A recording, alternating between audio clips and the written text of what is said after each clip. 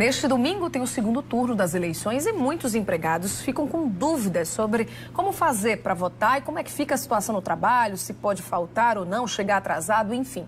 Aqui com a gente o colunista Paulo Vitor Souto. Boa noite para você, Paulo. Boa noite, Linda. Boa noite, telespectador. Bom, para a gente começar, o empregado pode faltar ao trabalho para poder votar? Sim ou não? Não só pode, como deve.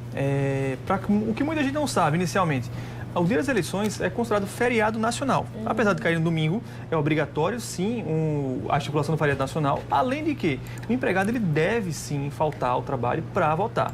Se por acaso ele for escalado para trabalhar no dia das eleições, mesmo assim, ele pode combinar com o empregador, ele deve combinar com o empregador deve liberá-lo durante o tempo do que o empregado for votar, sob pena de cometer crime eleitoral, porque todo mundo tem o direito a votar. Inclusive, se não puder votar, ele tem que justificar, como todo mundo já sabe.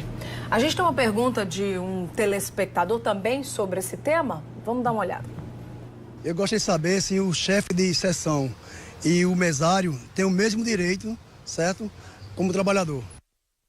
E aí, quem foi escalado, por exemplo, pela Justiça Eleitoral para trabalhar como mesário, enfim, quais são os direitos? Aí que tem que ser liberado mesmo, né? Isso, não só tem que ser liberado, não é possível que a pessoa justifique a falta como mesário para atuar como para a Justiça Eleitoral por estar trabalhando. Em primeiro lugar, não é possível fazer isso. A Justiça Eleitoral, o trabalho para a Justiça Eleitoral prevalece sobre qualquer outro, em primeiro lugar. Em segundo lugar, a pessoa que é convocada para trabalhar como mesário, ou chefe de seção, ou algum outro setor para a Justiça Eleitoral, ele pode faltar os dias subsequentes.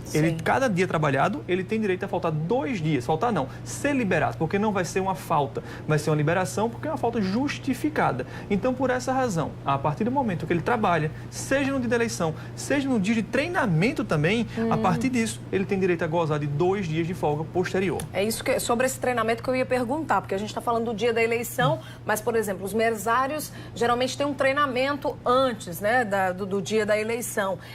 Nesse caso, eles também devem ser liberados para ter esse treinamento? Devem sim, Linda. O dia de treinamento, o empregado está também à disposição da Justiça Eleitoral. Então, é justificável aquela ausência dele ao trabalho e aquele dia que ele tem que ser liberado, a partir do momento que ele presta o serviço para a Justiça Eleitoral, ele também deve ganhar as folgas posteriores. Certo. Agora, se o empregado, por exemplo, quiser trocar essas folgas por dinheiro, pode? Não, Linda. Infelizmente, não. A lei é muito clara ao estabelecer a troca por dias posteriores. Não é possível que se troque esse valor por dinheiro, por pecúnia. Isso não é autorizado pela legislação eleitoral. Ou seja, resumindo, o empregado convocado para ser mesário, por exemplo, nas eleições, não pode chegar lá no dia ou faltar alegando compromisso de trabalho. Pelo contrário, é exatamente a situação oposta. Ele tem que justificar a ausência ao trabalho, o empregador deve liberá-lo e ele não pode se escorar nessa situação, nesse fato, para justificar a ausência da Justiça Eleitoral. Não. Como dito, a Justiça Eleitoral, o trabalho para a Justiça Eleitoral prevalece sobre qualquer outro trabalho em relação ao que o empregado tenha. Muito bem. Obrigada, viu, Paulo, pela sua participação. Até a próxima. Obrigado a você, Linda. Obrigado ao telespectador mais uma vez. Boa noite para você.